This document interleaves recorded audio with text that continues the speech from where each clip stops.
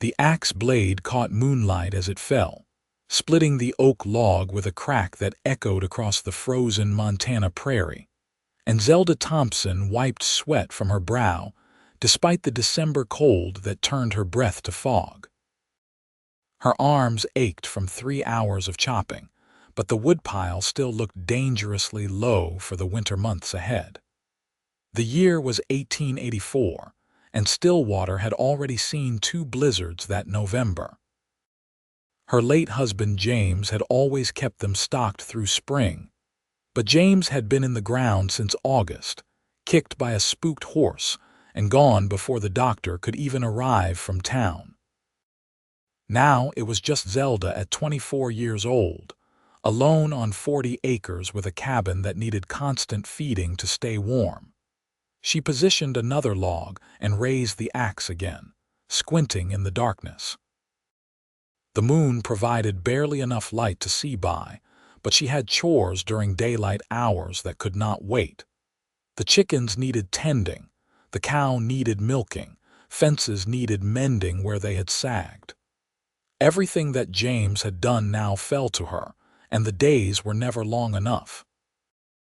The axe came down and glanced off the wood, the blade skittering sideways and nearly catching her shin.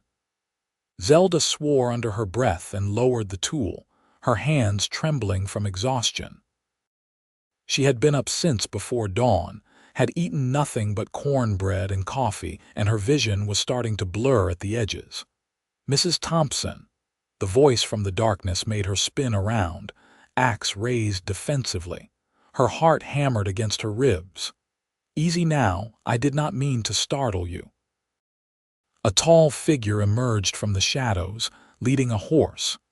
"It is Pierce Ryland from the Triple R Ranch, about 4 miles north of here." Zelda lowered the axe slightly but kept it ready. She knew the name. The Ryland spread was one of the bigger operations in the area, running several hundred head of cattle. She had never met the man himself, though James had mentioned him a few times. "Mr. Ryland, it is late for visiting." Her voice came out harder than she intended, but a woman alone could not afford to be careless. "Yes, madam, I apologize for that." He stopped a respectful distance away, and as her eyes adjusted, she could make out his features in the moonlight. He was perhaps 30, with dark hair under a worn Stetson and a thick coat against the cold. "I was riding back from town and saw you out here working in the dark. Thought you might could use some light." He held up 2 lanterns in his other hand, both already lit and casting warm, golden circles on the frozen ground. Zelda felt her shoulders drop slightly, though she maintained her guard. "That is kind of you, but I am managing fine." "Begging your pardon, madam, but I watched you nearly take your own leg off with that axe just now." His tone was gentle, no judgment in it. "And I have been standing here for near about 5 minutes watching you work in darkness when you do not have to." Heat flushed her cheeks. "I have chores during the day. The wood needs splitting." "I understand that." Pierce Ryland stepped closer slowly, letting her see his hands were full and he meant no threat. "But you also need your legs attached to your body to do those chores. Would you let me hang these lanterns so you can at least see what you are doing?" Pride warred with practicality in Zelda's chest. She had been alone for 4 months now, turning away the pitying looks from townspeople and the few inappropriate advances from men who thought a widow was easy prey. She had learned to trust no one, to rely only on herself, but she was also practical enough to know that injuring herself out here in the cold would be a death sentence. "All right," she said finally. "Thank you." Pierce moved to hang one lantern from a fence post and another from a low tree branch, creating a pool of light around her chopping area. The difference was immediate and remarkable. She could suddenly see the grain of the wood, the exact spot where she needed to strike. "Better?" he asked. "Yes." "Much better." She met his eyes briefly. They were kind eyes, she noticed, a warm brown in the lamplight. "I appreciate it." "My pleasure, madam," he He paused, seeming to weigh his words. "If you do not mind my saying, that is an awful lot of wood for one person to split. I have 3 hired hands who could come by tomorrow and get this done in a couple of hours. I cannot pay for that kind of help." The admission stung, but it was true. James had left her the land but precious little money, and what she had needed to last until she could get a crop planted in spring. "I was not asking for payment." Pierce's voice remained even and kind. "Neighbors help neighbors out here. That is how we all survive." Zelda set the axe down and faced him fully. "Mr. Ryland, I appreciate the gesture, but I am not a charity case. I can take care of my own land." "I never said you could not, madam." He met her gaze steadily. "But taking help when it is offered is not the same as being charity. Your husband, God rest him, he helped my men round up strays more than once. Never asked for anything in return. That is just what folks do out here." She had not known that. James had never mentioned it. Zelda felt something twist in her chest, grief and gratitude mixing together in a way that made her eyes sting. "I did not know James had done that," she said quietly. "He was a good man and a good neighbor." Pierce's expression softened. "Let me return the favor. Not for you if that makes it easier, but for him, because he would have done the same for me." The logic was sound, and Zelda found herself nodding despite her instinct to refuse. "All right, but I will provide lunch for them. That is only fair." "That is more than fair." Pierce smiled, and it transformed his whole face, making him look younger and more approachable. "I will have them here tomorrow around mid-morning if that suits you." "That suits me fine." They stood there for a moment in the lamplight, the cold wind blowing between them. Zelda felt suddenly aware of how she must look, her hair escaping its braid, her dress dirty from a day of work, exhaustion written in every line of her body.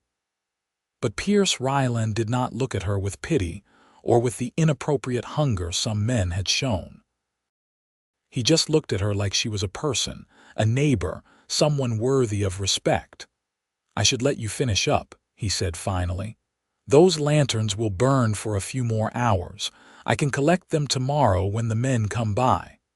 "I can bring them back to you," Zelda offered. "No need for you to make the trip. We will be here anyway." He touched the brim of his hat. "Good night, Mrs. Thompson. Stay safe." "Good night, Mr. Ryland, and thank you." She watched him mount his horse and ride off into the darkness, then turned back to her woodpile. The lantern light made all the difference. She could see clearly now, could place her strikes with precision. The axe fell in a steady rhythm, and in half the time it would have taken her in darkness, she had enough wood split to last through the next week. When she finally carried the last armload to the covered porch and went inside, the cabin felt warmer somehow, though the fire had burned down to embers.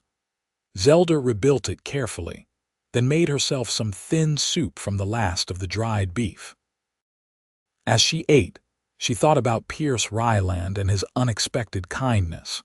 She had grown so used to being alone, to being suspicious of every gesture, that simple neighborly help felt almost foreign now. But there had been no ulterior motive in his eyes, no expectation of anything in return. Just genuine concern for someone struggling in the dark. Zelda finished her soup and went to bed on the narrow cot she had moved near the fire. She could have slept in the larger bed she had shared with James, but it felt too empty now, too full of ghosts. The cot was simpler, more practical, and she could tend the fire easier from here in the night. As she drifted off to sleep, she found herself thinking not about her exhaustion or her endless list of chores, but about warm brown eyes and a kind voice in the darkness. Morning came cold and clear. Zelda was up before dawn as usual, milking the cow and collecting eggs from the henhouse. She made a large pot of stew for the workers, using some of her precious stores of potatoes and carrots and dried venison. If men were going to work her land, they would be fed properly. By mid-morning, she heard horses approaching. Pierce Ryland rode at the head of 3 cowboys, all of them bundled against the cold. Zelda wiped her hands on her apron and went out to meet them. "Morning, Mrs. Thompson," Pierce called, dismounting. "I brought Tom, Charlie, and Sam. Best workers on my ranch." The 3 men touched their hats respectfully. They were young, probably in their early 20s, with the weathered faces of men who worked outdoors in all seasons. "Morning, madam," they chorused. "Good morning, gentlemen. Thank you for coming." Zelda gestured to the woodpile. "There is the wood that needs splitting. I have stew cooking inside that will be ready around noon." "Smells mighty good already, madam," the one called Sam said with a grin. The men set to work with an efficiency that made Zelda feel almost embarrassed about how long it had been taking her. Pierce stayed mounted, watching them for a moment before turning to Zelda. "I need to ride up to the north pasture to check on some cattle, but I will be back this way in a few hours. That all right with you?" "Of course. I appreciate you sending them." He nodded and rode off, and Zelda went back to her other chores. She could hear the steady rhythm of axes biting into wood, the occasional joking conversation between the men. It had been so quiet on the property since James died. She had not realized how much she missed, simply hearing other voices. By noon, as promised, the stew was ready and the woodpile was significantly larger. Zelda called the men in, and they washed up at the pump before coming into her small cabin. She served them generous portions with fresh biscuits she had made that morning. "This is delicious, madam," Tom said around a mouthful. "Best stew I have had in months." "The biscuits are perfect too," Charlie added. "Light as air." "Thank you. I am glad you are enjoying it." Zelda sat with her own bowl, feeling oddly shy about eating with strange men in her home. But they were respectful, keeping their eyes on their food and their conversation light. They talked about the weather, about cattle prices, about a barn dance that was being planned in Stillwater for Christmas. Zelda listened more than she spoke, soaking in the normalcy of it all. These were the kinds of conversations James used to have with other ranchers and farmers when they came by. She had almost forgotten what it felt like to have company. Pierce Ryland returned just as the men were finishing up. Zelda served him a bowl as well, and he ate standing up by the door, clearly conscious of tracking dirt into her clean cabin. "How much more do you need done?" he asked between bites. "They have already done more than enough," Zelda said. "The woodpile will last me a good while now." "We could split more," Sam offered. "There is plenty of afternoon left." Pierce shook his head. "You boys head back to the ranch. Check on that fence line in the east pasture like I asked." He handed his empty bowl to Zelda with a nod of thanks. "I will stay and finish up here." The 3 ranch hands exchanged glances that Zelda could not quite read, but they obediently headed out. She heard them ride off a few minutes later. "You do not have to stay," Zelda said. "They have done so much already." "I know I do not have to." Pierce stepped outside and she followed him. "But I want to make sure you are set for the winter. Let me just take a look around, see if there is anything else that needs fixing before the next storm hits." Zelda wanted to protest again, but the practical part of her knew better. There were a dozen things around the property that needed attention, things she did not have the knowledge or strength to fix alone. If he was offering to look, she would be a fool to refuse. "All right," she said. "Thank you." They walked the property together, Pierce pointing out places where the fence needed reinforcing, a section of the barn roof that looked loose, a gap in the henhouse where predators could get in. Nothing dire, but all things that would become problems if left untended. "I can come back this weekend with some materials and fix these up," he said. "Should not take more than a day." "Mr. Ryland, I cannot keep accepting your charity," Zelda protested. "You have already done so much." "It is not charity." His voice was patient but firm. "And call me Pierce, please. Mr. Ryland makes me feel like my father. Then you should call me Zelda." The words came out before she could think better of them, but once said, she did not want to take them back. "Zelda." He said her name carefully, like he was testing how it felt. "That is a pretty name. Does not hear it often."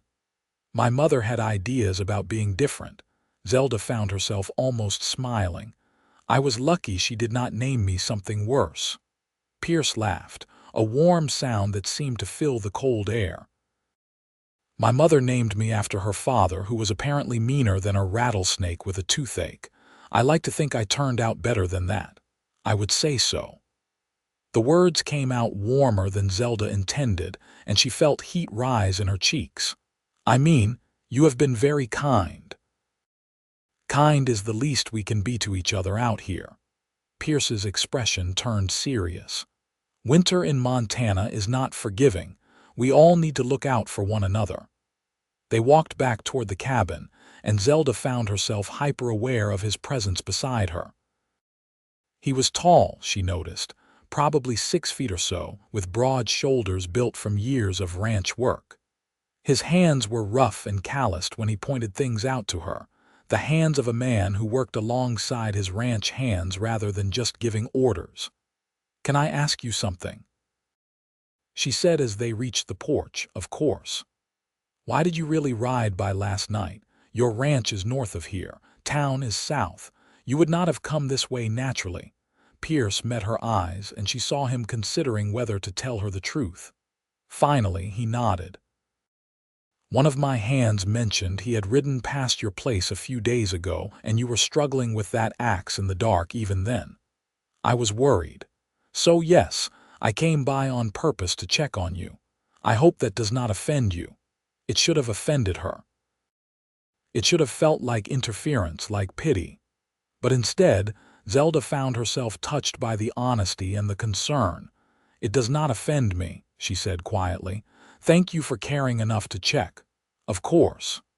He collected his 2 lanterns from where she had set them on the porch. "I will be back Saturday morning if that is all right. Should be good weather for repairs. I will have lunch ready." "You do not have to do that." "Yes, I do." Zelda crossed her arms, trying to look firm despite the fact that she barely came up to his shoulder. "If you insist on helping me, I insist on feeding you. That is the deal." Pierce grinned. "All right then. It is a deal." He mounted his horse with easy grace. "Stay warm, Zelda, and please no more chopping wood in the dark. I will not need to for a while, thanks to you and your men." She watched him ride away, then went back inside her cabin.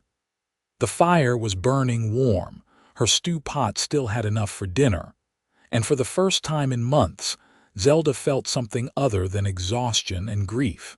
She felt hopeful. The next few days passed in their usual routine of endless chores, but Zelda found herself working with a lighter step. She cleaned the cabin more thoroughly than necessary, baked extra bread, and even took the time to wash her hair properly and re-oil the floorboards.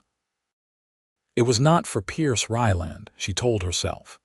It was just because she finally had the energy to do it. The large woodpile meant she did not have to spend hours each evening splitting logs, which gave her time for other things. But when Saturday morning came and she found herself changing her dress twice and redoing her braid until it looked just right, she had to admit the truth to herself. She was looking forward to seeing him again. He arrived just after breakfast, riding up with a wagon full of lumber and tools. Zelda had coffee ready and biscuits still warm from the oven. "Morning," Pierce called, jumping down from the wagon seat. "Brought everything I should need." "Morning. Coffee. I would love some." They sat on her porch in the cold sunshine, drinking coffee and eating biscuits. It felt companionable, comfortable in a way Zelda had not expected.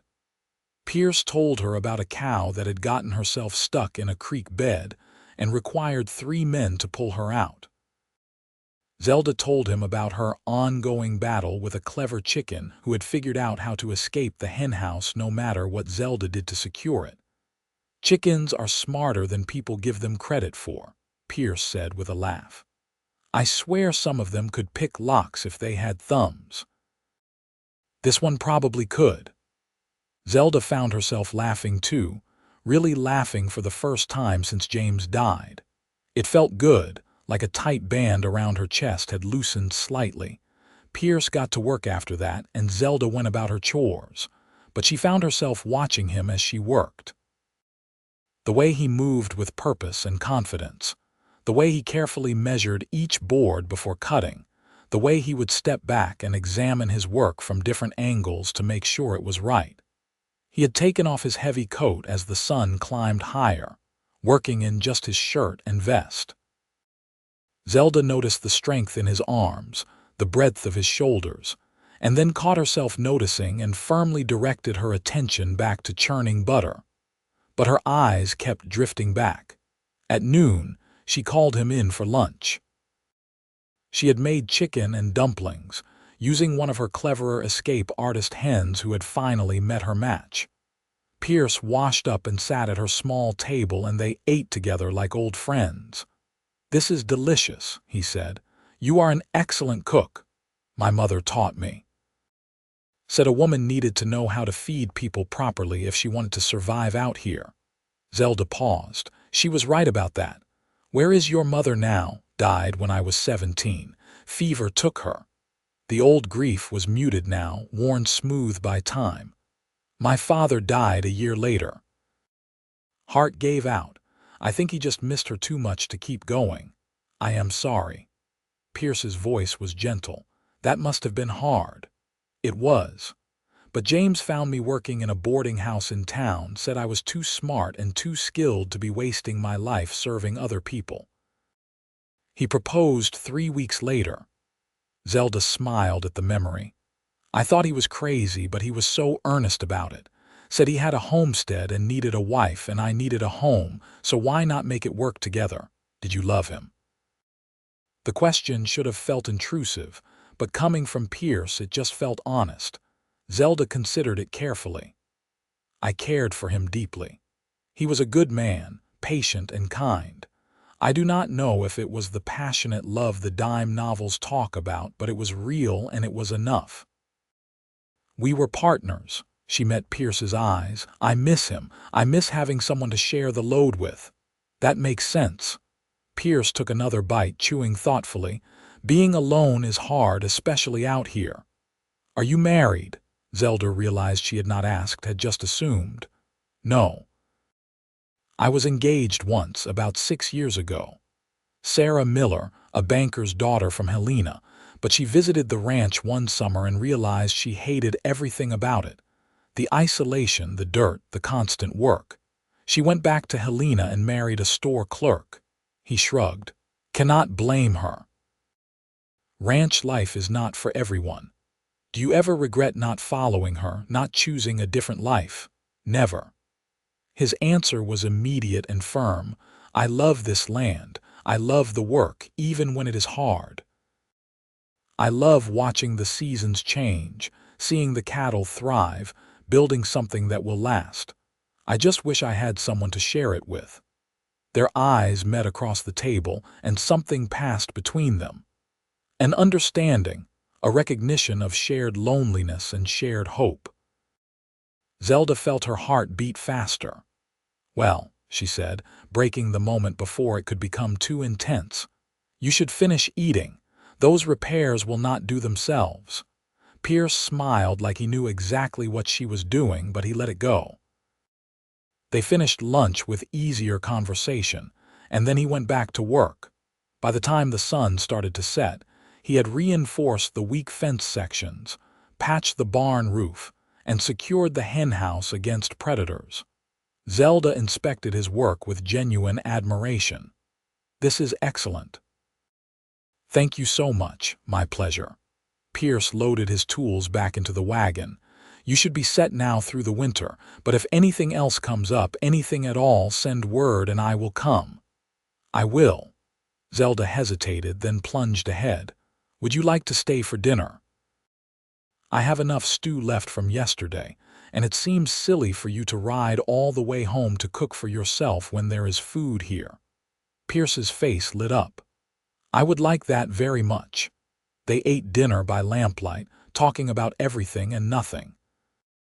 Pierce told her about learning to ranch from his father, about traveling to Texas once to learn new cattle techniques, about his hopes to expand his herd in the coming years. Zelda talked about her dreams of having a real garden in the spring, maybe some fruit trees eventually, about learning to preserve food better so her stores would last longer. It was full dark by the time Pierce finally stood to leave. Zelda walked him out to his wagon, hugging herself against the cold. "Thank you again for everything," she said. "I do not know how I can ever repay you." "You do not need to repay me." Pierce climbed up onto the wagon seat, then paused. "But I was wondering, there is a barn dance in town next Saturday for Christmas. Would you consider going with me?" Zelda's breath caught. A barn dance with Pierce. It had been 4 months since James died. Was that long enough? What would people think? But looking up at Pierce's hopeful face in the moonlight, she found she did not care what people thought. "I would like that," she said. "Yes." His smile could have lit the whole prairie. "I will pick you up at 5 o'clock. The dance starts at 6. I will be ready." Zelda watched him drive away, then went back inside her warm cabin. She should have felt guilty, she thought. She should have felt like she was betraying James's memory. But instead, she just felt alive in a way she had not for months. The week passed slowly. Zelda found herself thinking about the dance constantly as she worked. She had one good dress, a deep blue wool that she had worn to church before James died. She took it out and brushed it carefully, mended a small tear in the hem, and pressed it with her heavy iron heated in the fire. She had not been to town since James's funeral. The pitying looks had been too much, the way people whispered when she walked by, the way men looked at her like she was suddenly available property. But going with Pierce felt different. Going with him felt safe. Saturday arrived clear and cold. Zelda spent the morning on her regular chores, then took a precious few hours in the afternoon to heat water and bathe properly, washing her hair with the last of her rose-scented soap. She put on her blue dress and braided her dark hair into a crown around her head, the way her mother had taught her. When she looked at herself in her small mirror, she barely recognized the woman looking back. Her face had thinned from months of hard work and grief, but her eyes were bright now, hopeful. She looked alive again. Pierce arrived exactly at 5 o'clock in a small buggy rather than on horseback. He had clearly made an effort too, wearing a clean shirt and vest, his hair neatly combed under his hat. His eyes widened when he saw her. "Zelda, you look beautiful." "Thank you." She felt herself flush with pleasure. "You look very nice too." He helped her into the buggy and tucked a heavy blanket around her legs. "It is a cold drive. This should help." The ride into Stillwater took about 45 minutes. They talked easily the whole way, their breath frosting in the air. Pierce pointed out landmarks in the darkness, told her stories about different ranches they passed. Zelda found herself relaxing, enjoying simply being close to him. Stillwater's main street was lit up with lanterns, and music was already spilling out of the big barn at the edge of town. People were streaming inside, bundled in their winter best. Pierce helped Zelda down from the buggy and offered his arm. "Ready?" he asked. "Ready." They walked in together, and Zelda felt every eye in the room turn toward them. The music faltered for just a moment before starting up again. She held her head high, her hand on Pierce's arm, refusing to show any uncertainty. "Zelda Thompson, is that you?" Margaret Peters, the minister's wife, bustled over with a wide smile. "How wonderful to see you out and about again. And Pierce Ryland, you sly dog, I did not know you were courting." "Mrs. Peters." Pierce tipped his hat. "We are just friends enjoying the dance. Of course, of course." But her eyes twinkled with knowing. "Well, it is lovely to see you both. Zelda, dear, you look beautiful. That color is perfect on you." Other people came over to greet them, and to Zelda's relief, most seemed genuinely happy to see her. There were no pitying looks, no whispers. With Pierce beside her, she was not a tragic widow. She was just a woman at a dance. The music started up properly, a lively fiddle tune, and Pierce turned to her with a grin. "May I have this dance?" "I am a bit rusty," Zelda warned. "So am I. We will stumble through it together." He led her onto the floor, and they joined the other couples in a Virginia reel. Zelda had forgotten how much she loved dancing, the joy of music and movement and laughter. Pierce was a decent dancer, if not graceful, and when he spun her around, she found herself laughing breathlessly. They danced 3 dances in a row before taking a break for punch and cookies. Zelda's cheeks hurt from smiling. "Thank you for bringing me," she said. "I needed this more than I realized. I am glad you came." Pierce handed her a cup of punch. "You look happy." "I am happy." It was true. For the first time since James died, Zelda felt truly, genuinely happy. They danced more, talked with neighbors, ate cookies and drank punch until Zelda felt almost giddy from the sugar and the music and the warmth. It was nearly midnight when Pierce finally suggested they should head home. The drive back was quieter, both of them tired but content. Zelda found herself leaning against Pierce's shoulder, the blanket wrapped around both of them now. It felt natural, right? "I had a wonderful time," she said as they pulled up to her cabin. "So did I." Pierce helped her down, then walked her to the door. They stood there in the moonlight, neither quite ready to say goodbye. "Would you like to come by tomorrow?" Zelda heard herself ask. "For Sunday dinner, I was planning to roast a chicken." "I would love that." Pierce's smile was warm. "What time?" "After church, around 1. I will be here." They stood there a moment longer, and Zelda wondered if he was going to kiss her. Part of her wanted him to, but instead he just squeezed her hand gently. "Good night, Zelda. Sleep well." "Good night, Pierce." She watched him drive away, then went inside and got ready for bed. As she lay on her cot by the fire, she thought about the evening. The dancing, the laughter, the easy companionship. The way Pierce had looked at her like she was something precious. She was falling for him, Zelda realized. Maybe had already fallen. The thought should have scared her, but it did not. It just felt right. Pierce came for Sunday dinner as promised, and then he came back the following Tuesday to help her repair a broken fence rail. And Thursday to bring her a side of beef from a cow he had butchered, knowing her stores were low. And Saturday to take her into town for shopping, helping her load flour and sugar and coffee into his wagon. He never pushed, never presumed.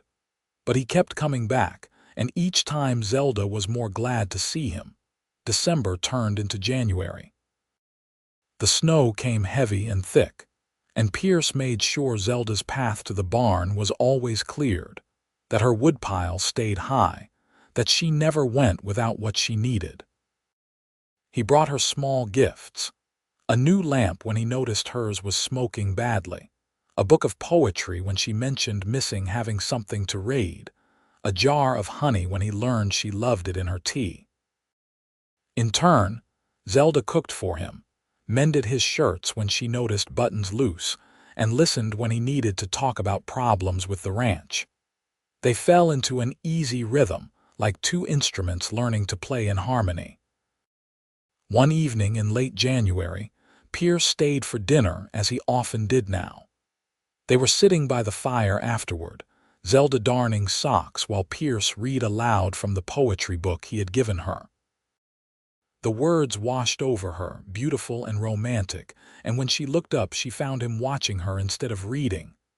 "What?" she asked softly. "I love you." The words were simple, honest. "I have been trying not to say it, trying to give you time, but I cannot keep it in anymore." "I love you, Zelda." her hand stilled on the sock. "Pierce, you do not have to say it back," he continued quickly. "I know it is soon, I know you are still grieving James, but I needed you to know how I feel. I love you and I want a future with you if you will have me." Zelda set down her darning and moved to sit beside him on the small bench. She took his rough hands in hers and looked into those warm, brown eyes. "I love you too," she said. "I did not think I would feel this way again, especially not so soon, but I do. I love you, Pierce Ryland." He pulled her close and kissed her then, gentle and sweet and full of promise. Zelda melted into him, feeling like she had come home after a long journey. When they finally pulled apart, both breathless, Pierce rested his forehead against hers. "Marry me," he whispered. "Not now, not until you are ready, but someday. Marry me and come to the ranch and let me spend the rest of my life making you happy." "Yes," the answer came without hesitation. "Yes, I will marry you." They set the wedding for April, after the worst of winter had passed, but before spring planting began. It gave people time to adjust to the idea, gave Zelda time to properly mourn her first husband while embracing her future with her second. The town of Stillwater reacted with surprising enthusiasm. Most people seemed genuinely happy that the young widow had found love again, and that Pierce Ryland was finally settling down. A few older biddies clucked their tongues about propriety and decent mourning periods, but even they seemed more obligated to disapprove than actually disapproving. Pierce helped Zelda sell her homestead to a young couple just starting out, getting her a fair price that she could use as her own money. She packed up the few belongings she wanted to keep, donated what she did not need, and prepared to move to the R Ranch. The night before the wedding, Zelda stood in her empty cabin one last time. She had been so lonely here, so overwhelmed and scared. But she had also learned her own strength in this place, learned that she could survive on her own if she needed to. She did not need to anymore, though. And that was the beautiful part. She was not marrying Pierce because she needed someone to take care of her. She was marrying him because she loved him, because they made each other better, because together they could build something neither could build alone. The wedding was held in the small church in Stillwater on a bright April morning. Zelda wore a new dress she had sewn herself, soft cream wool with lace at the collar. Pierce wore his best suit and looked nervous and happy in equal measure. Margaret Peters cried through the whole ceremony. Half the town packed into the church, and the other half waited outside to throw rice and cheer as the new Mr. and Mrs. Ryland emerged. The reception was held in the same barn where they had first danced together. There was food and music and laughter, and Zelda danced until her feet ached. She danced with Pierce, with his ranch hands, with old friends and new. She felt like she was floating. As the sun began to set, Pierce pulled her aside. "Ready to go home, home, the R Ranch, they're home now." "Yes," Zelda said, "I am ready." They rode out in Pierce's buggy, decorated with ribbons and tin cans by his mischievous ranch hands. The noise announced their departure loudly, and both of them laughed as they waved goodbye to the celebrating crowd. The ranch was about an hour's ride from town, nestled in a valley with good grazing and a reliable creek. As they drove up, Zelda got her first real look at what would be her home. The ranch house was larger than she expected, a solid 2-story structure with a wide porch. The barn and outbuildings were well maintained, and she could see cattle dotting the hills in the fading light. "It is beautiful," she breathed. "It is ours," Pierce corrected, helping her down. "Everything I have is yours now, Zelda." He carried her over the threshold, both of them laughing at the traditional gesture. Inside, the house was neat but clearly lacking a woman's touch. The furniture was functional, the walls bare, but Zelda could see the potential. "I know it needs work," Pierce said, suddenly uncertain. I am not much for decorating, but you can do whatever you want with it. This is your home now. It is perfect." Zelda looked around with delight. "I have so many ideas already." They spent the evening exploring the house together, Pierce showing her each room, telling her the history of different pieces of furniture. The house had belonged to his parents originally. They had died in a winter fever when Pierce was 22, leaving him the ranch and the responsibility of keeping it running. "They would have loved you," Pierce said as they stood in what would be their bedroom. "My mother always said this house needed more laughter in it." "Then we will fill it with laughter." Zelda wrapped her arms around her new husband. "We will fill it with love and laughter and life." That night, they truly became husband and wife, learning each other with tender patience and growing passion. Zelda had been married before, but this felt different. This was not just partnership or convenience. This was love, deep and real and transformative. Afterward, lying wrapped in Pierce's arms, Zelda felt completely at peace. She had lost so much, but she had found even more. This man, this home, this future they would build together. The ranch kept them both busy. Zelda threw herself into making the house a true home, sewing curtains and tablecloths, planting a garden when the ground thawed, learning to cook for the ranch hands who ate in the main house. She had never managed a household this large before, and it was challenging but satisfying work. Pierce ran the ranch with skill and fairness, and Zelda learned to help him with the books, her neat handwriting and head for figures making the financial side easier. They worked together naturally, each supporting the other. By June, Zelda realized she had not had her monthly courses in quite some time. A visit to the doctor in Stillwater confirmed what she suspected. She was going to have a baby. She told Pierce that evening as they sat on the porch watching the sunset. He was quiet for a long moment, and she worried he was not happy about it. Then he pulled her close, and she realized he was crying. "I am going to be a father," he said, voice choked with emotion. "We are going to have a family." "We are." Zelda held him tight, her own eyes wet. "Are you happy?" "I am more than happy. I am grateful. I am blessed." He pulled back to look at her, his hands gentle on her face. "Thank you for giving me this life, Zelda. Thank you for saying yes when I brought you those lanterns. Thank you for bringing them." She kissed him softly.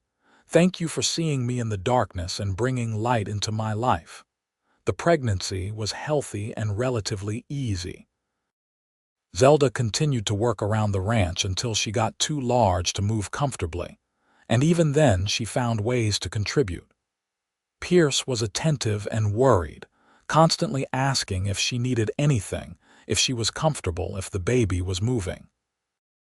In February of 1886, on a cold but clear morning, Zelda gave birth to a son. The labor was long and difficult, attended by the doctor and Margaret Peters, who had appointed herself midwife. But when it was over and Pierce was allowed in to see his wife and child, everything else faded away. "He is perfect," Pierce whispered, holding the tiny bundle with terrified care. "He looks like you. He has your nose." Zelda smiled tiredly from the bed. "And I suspect he will have your stubbornness too." They named him Patrick James Ryland. Patrick for Pierce's father, James for Zelda's first husband. Pierce had suggested it himself, saying that James had given him the gift of finding Zelda and deserved to be honored. Patrick was a healthy, loud baby who rarely slept and demanded constant attention. Zelda was exhausted and overwhelmed and deliriously happy. Pierce was an involved father, getting up in the night to bring the baby to Zelda for feeding, walking Patrick for hours when he was fussy, changing diapers without complaint. "My father always said that raising children was women's work," Pierce told Zelda one night as he rocked their son back to sleep. "But I think he was wrong. This is the best work I have ever done." The years passed in a blur of happiness and hard work. Patrick grew into an energetic toddler, then a curious little boy. In 1888, Zelda gave birth to twin daughters, Emma and Rose, who were as different as night and day despite sharing a face. Emma was quiet and thoughtful. Rose was loud and mischievous. Pierce doted on all three children equally, teaching Patrick to ride almost before he could walk, reading stories to the girls every night. The ranch prospered. Pierce expanded the herd, hired more hands, built a new barn. Zelda's garden grew larger each year, and she learned to preserve enough food to last through the winters with plenty to spare. She also started teaching the ranch hands to read and write in the evenings, finding satisfaction in helping young men improve their prospects.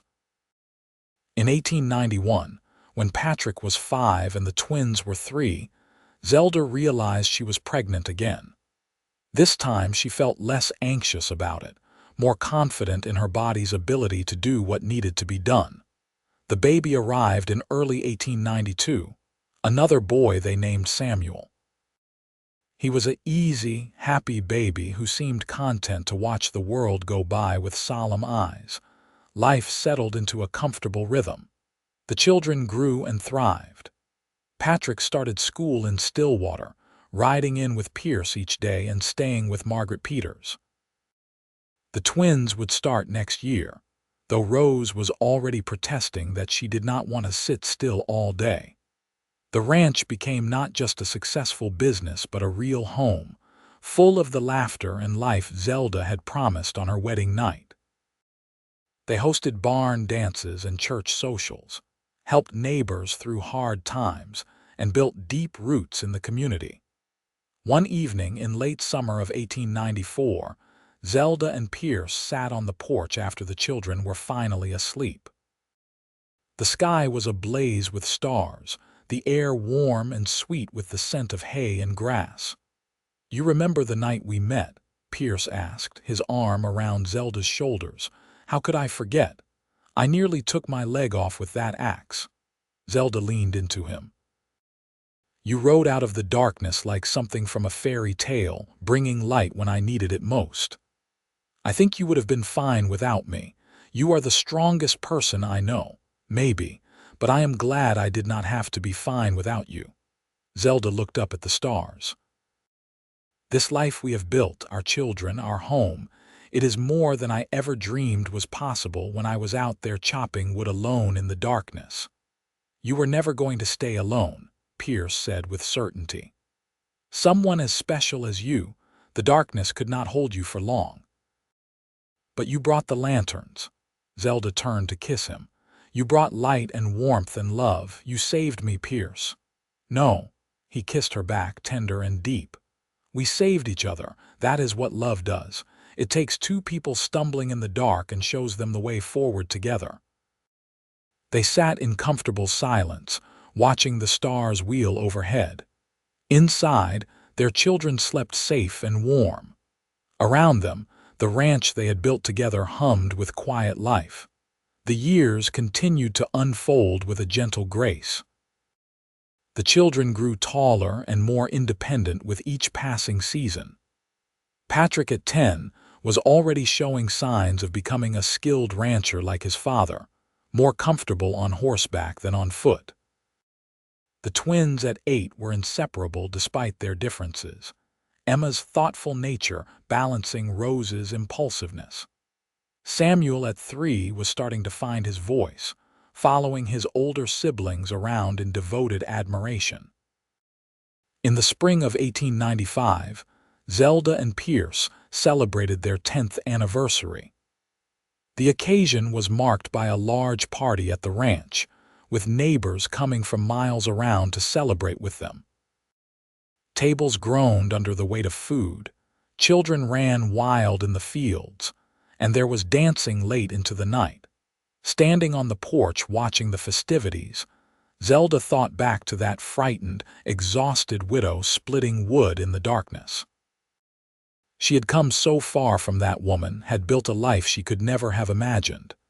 And it had all started with one man caring enough to bring lanterns. "What are you thinking about?" Pierce asked, appearing beside her with 2 glasses of lemonade. "Just remembering, being grateful." She took the glass and smiled at him. "Thank you for these 10 years, for all of this. Thank you for saying yes. To the help, to the dance, to marrying me, to all of it." He clinked his glass against hers. "Here is to 40 more years together. I will hold you to that." They drank and returned to the party, but Zelda felt the weight of his words. 40 more years. God willing, they would have that time and more. Time to watch their children grow and marry and have families of their own. Time to grow old together on the land they loved. That summer brought a drought that tested the whole region. Water became scarce, the grass turned brown, and cattle struggled. But Pierce and Zelda faced it together, making hard decisions about which cattle to sell and which to keep, rationing water carefully, supporting neighbors who were struggling even harder. When the rains finally came in late September, the whole community breathed a collective sigh of relief. They had made it through, not unscathed but intact. The ranch had taken a financial hit, but nothing they could not recover from. "This land will test us again and again," Pierce said as they watched the blessed rain fall. "But we will always face it together." "Always," Zelda agreed. The children continued to grow and change. Patrick at 12 announced he wanted to go to agricultural college in Bozeman when he was old enough to learn modern ranching techniques to bring back to the Triple R. Pierce was thrilled, already planning for the day his son would take over the ranch. The twins at 10 were developing their own interests. Emma loved books and learning, talking about maybe becoming a teacher someday. Rose wanted to be a veterinarian, though such ambitions were nearly unheard of for women. But Pierce and Zelda encouraged both girls equally, believing their daughters could do anything they set their minds to. Samuel at 5 was still finding his way, but he showed an artistic temperament, always drawing pictures of the ranch and the animals. Zelda saved every scrap of his work, already seeing a future artist in her youngest son. In the winter of 1897, tragedy touched their lives again when Margaret Peters passed away from pneumonia. Zelda grieved deeply for the woman who had been both friend and mentor, who had helped bring her children into the world. The funeral was packed, testament to how many lives Margaret had touched. "She would be so proud of you," Pierce told Zelda that night as she cried in his arms. "Of the woman you have become, the family we have built. She told me once that she knew from the first dance that we were meant for each other." "She was a romantic," Zelda said with a watery smile, but she was right.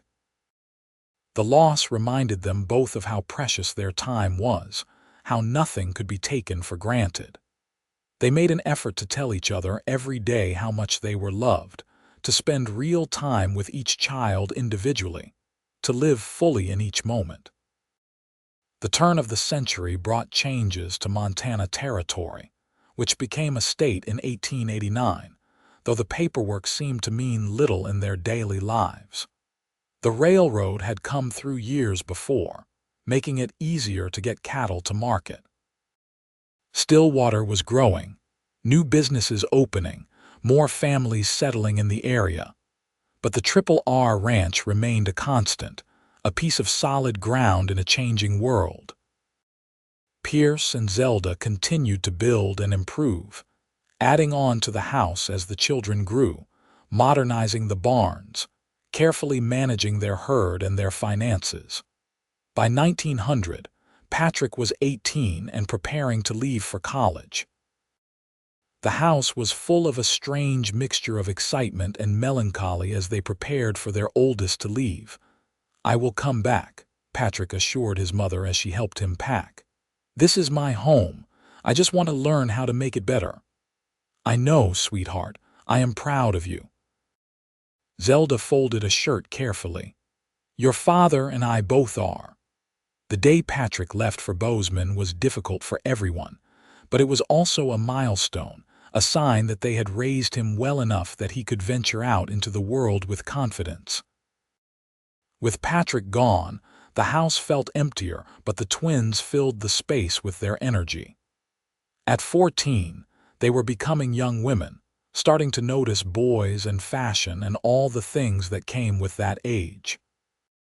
Pierce was bewildered by these changes, looking to Zelda to guide them through this new territory. Samuel at 9 was coming into his own, his artistic talent undeniable. Pierce built him a small studio in the barn where he could paint and draw without worrying about making a mess in the house. The boy spent hours there, capturing the landscape and animals with surprising skill. "He has a real gift," Pierce said, watching Samuel paint a sunset.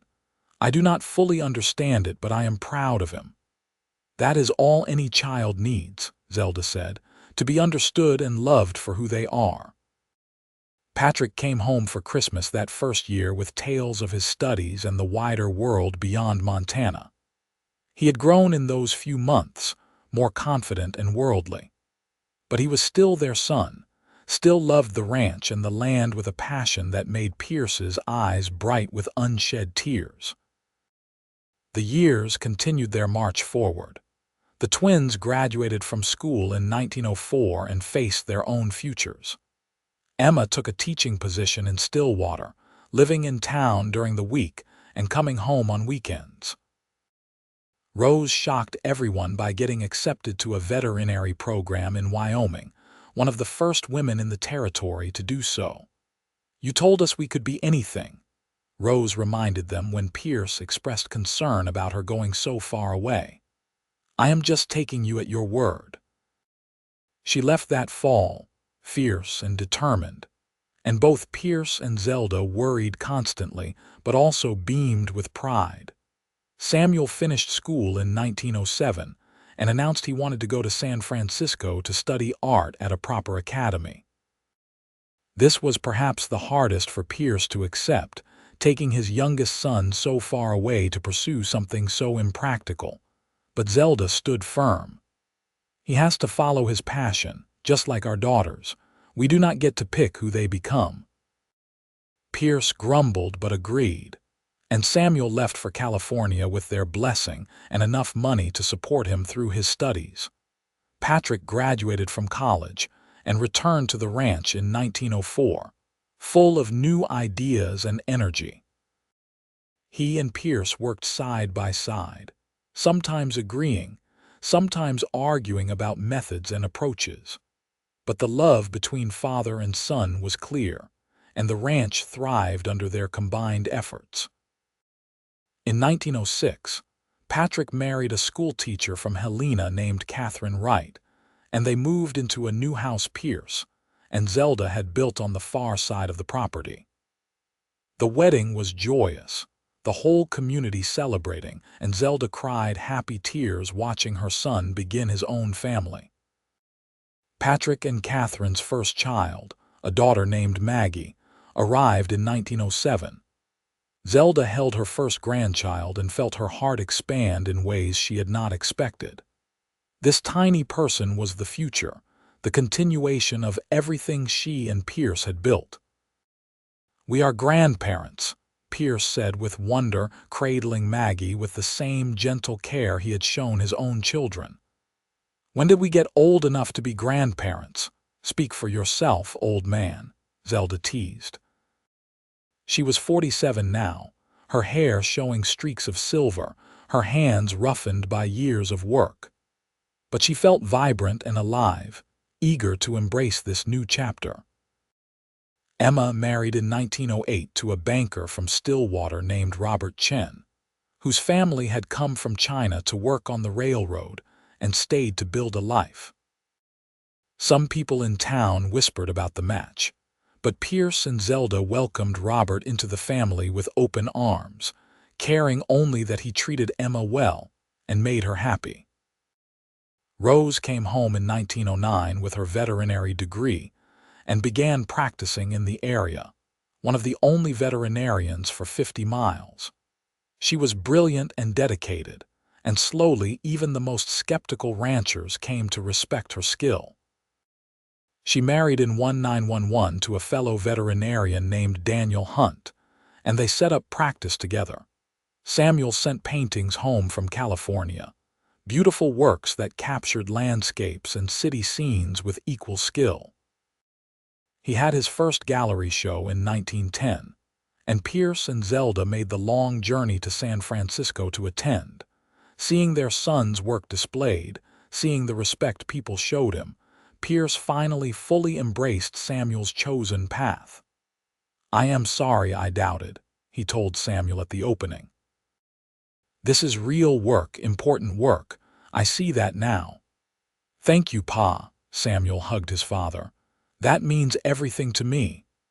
By 1912, Pierce and Zelda were both in their early 50s, still running the ranch though Patrick had taken over most of the heavy work.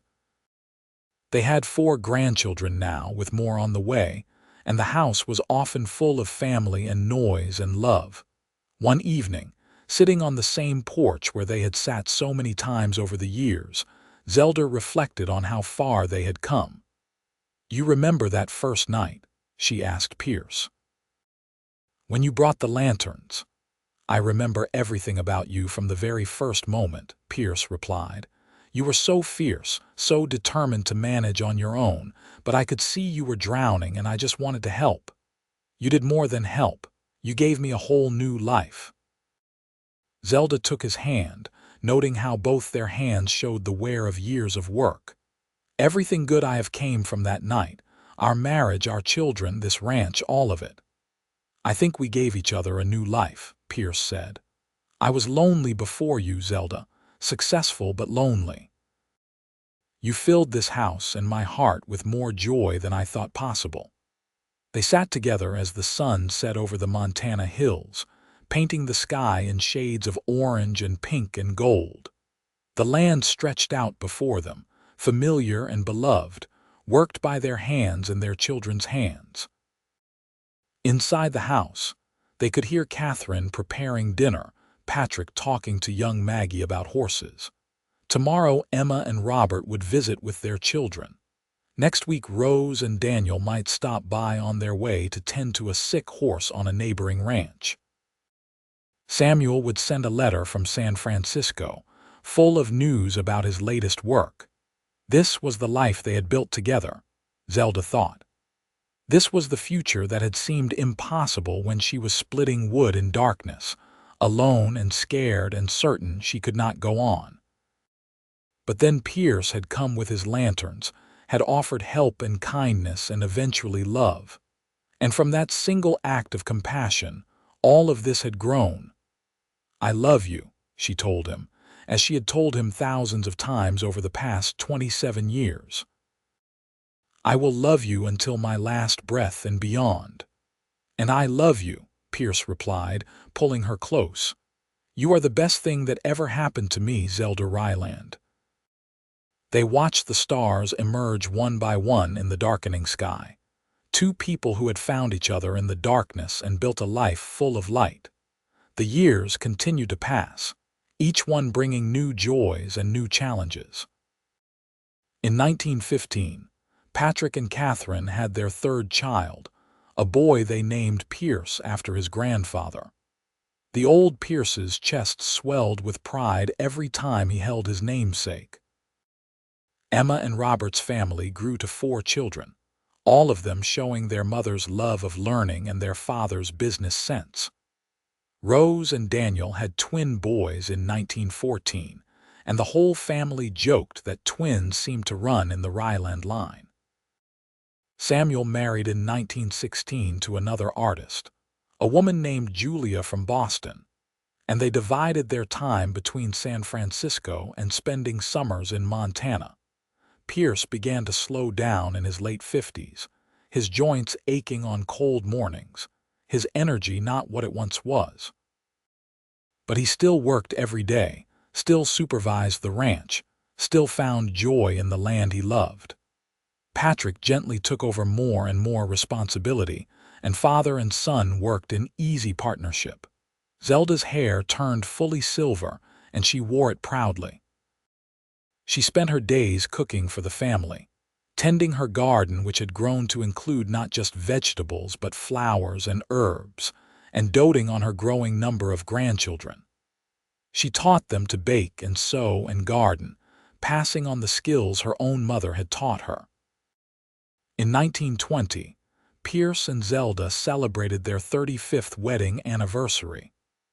All their children came home for the occasion, bringing the grandchildren, and the ranch was full to bursting with family. They had a dance in the barn, just like that first dance in Stillwater all those years ago. "May I have this dance?" Pierce asked Zelda, bowing formally. "You may." She curtsied with exaggerated grace, and they both laughed. They danced together as they had 35 years before, older now and slower, but no less in love. Their children and grandchildren watched with smiles, seeing the foundation of love on which their family was built. 35 years, Pierce said as they swayed to the music. "It went by so fast, and yet it feels like I have known you forever." Zelda rested her head on his shoulder.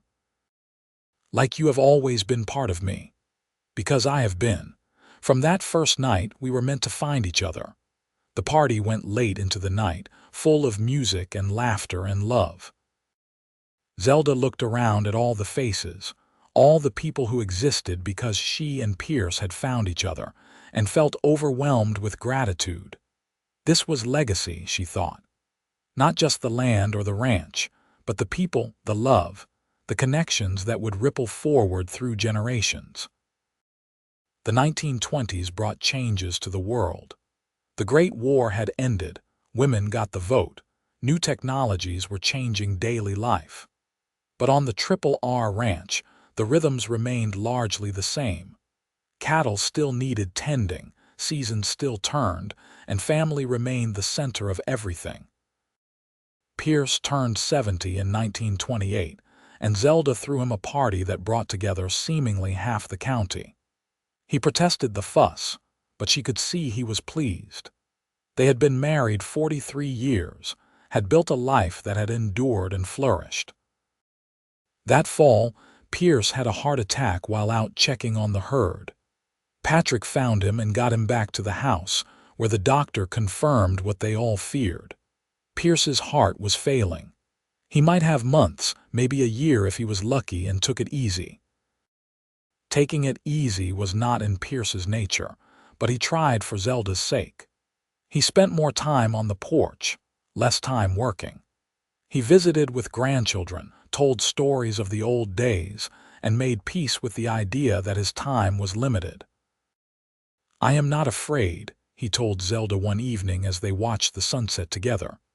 "I have had a good life, a full life. I have been loved and I have loved. That is all anyone can ask for. I am not ready to lose you." Zelda held his hand tightly. "I need more time." "We always need more time, sweetheart.